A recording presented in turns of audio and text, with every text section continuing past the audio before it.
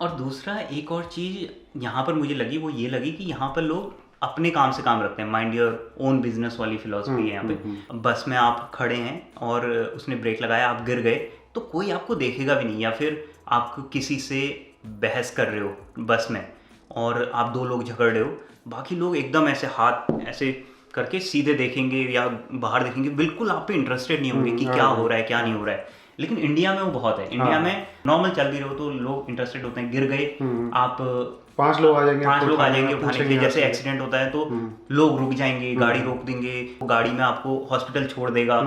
तो इसी में मैं एक इंसिडेंट बताता हूँ। हमारी एक डेनिश दोस्त हैं, she is very aged, she is like 65-70।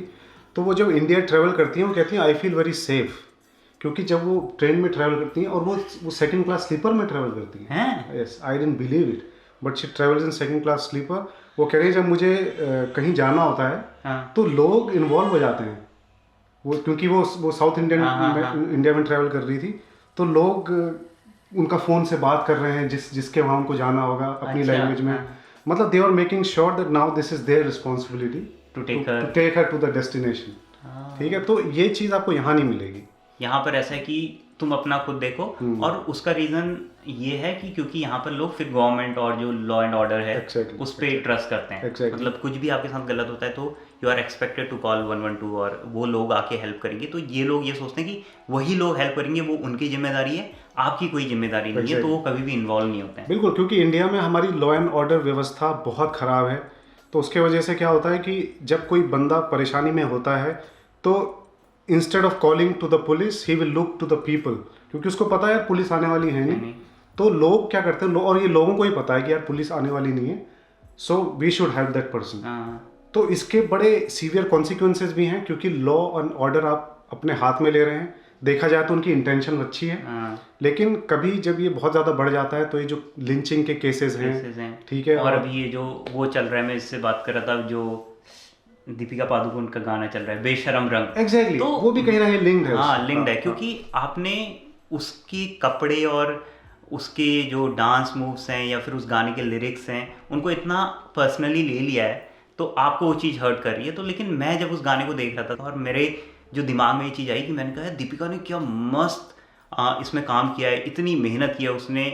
उसकी अगर फिज़ीक देखो और शाहरुख खान की फिज़ीक देखो, दोनों ने इतनी मेहनत की है। और मुझे पता है एज अ फिटनेस एंथुजियास्ट की कितनी मेहनत लगती है, जो उसने फिज़ीक बनाई है, जो उसकी लेग पीस का मजाक बन रहा है, वो किसी में मतलब वो आसान नहीं है वो चीज़ करना, वो it takes a lot of effort. और उसके बाद अगर मुझे दूसरा एक बुरी चीज़ ये लगती है कि हम लोग इमोशनल होकर सारी चीज़ें कर देते हैं, बट अगर आप उस बंदी ने जिसने इतनी मेहनत की है, जिसने इतना मतलब वो बैडमिंटन में इतनी अच्छी थी, उसके बाद वो डिप्रेशन में थी, और डिप्रेशन में जब वो बाहर आई डिप्रेशन से तो उसने एक टॉक दी, तुझे पता है इस बारे में? हाँ, और वो रो रही है और वो बता रही है, तो वो ये बताने के लिए नहीं कर रही है कि उसे सिंपैथी मिले, वो इसलिए बता रही है क्योंकि जो डिप्रेशन है उस पर अवेयरनेस आए। और इंडिया में मतलब एक्नॉलेज ही नहीं करते डिप्रेशन को बहुत देर तक, लेटेस्ट स्टेज तक, मुझे ऐसा लगता है। तो जब कोई एक इंसान, इतना बड़ा इंसान आके ऐसी चीज़ें, इतना वल्नरेबल होके ये चीज़ें बता रहा है, तो मतलब मुझे लगता है कि हम लाइफ टाइम डेट में है उसके। मतलब मेरे अंदर इतने गट्स नहीं है कि मैं इतना वल्नरेबल होके ऐसे बोलूँ। तो हमें बहुत सारी चीज़ें ऐसी हैं जो हम सीख सकते हैं इन लोगों से, अगर हम इन लोगों को मॉक डाउन ना करें टाइम टू टाइम। लेकिन क्या होता है ना कि अगर आप किसी इंसान को इतना हर बार मॉक करो, हर चीज़ में उसके कमेंट करो, तो वो डिफेंसिव हो जाता है, वो बताता नहीं है। तो उसमें नुकसान बेसिकली हमारा है कि वो कैसे फिजिक बना रही है, कैसे वो उस करियर में पहुंची, कैसे उसने करियर स्विच किए, क्योंकि क्या स्ट्रगल्स हुए। एग्जैक्टली, मतलब sorry for interrupting you, but सबसे बढ़िया बात इसमें आप देखो ना कि अगर जो थोड़ा सा सेंसेबल आदमी होगा वो समझेगा कि वही सेंसर बोर्ड वाली जो बात है कि ये सब चीज़ें जो हैं they pass through a censor board, right. ऐसा नहीं है कि वो उसने कुछ बनाया और कुछ भी उल जलूल जो है वो डाल दिया, ऐसा नहीं है। So there is a process through all this things, right. एक गवर्नमेंट की एक बॉडी है जो कि इन सब चीज़ों को देखती है और कुछ उसके लॉज हैं उसके हिसाब से उनको मतलब पॉइंट आउट करती है और फिर वो रिलीज़ करती है। तो it has been passed through all the legal bodies.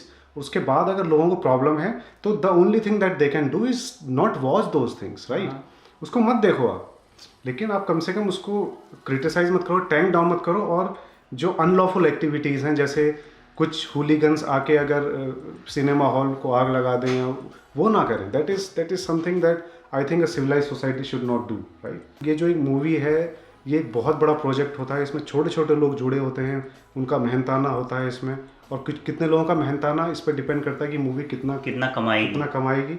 तो आई थिंक थोड़ा सा आपको कंसिडरेट होना चाहिए मेरे हिसाब से।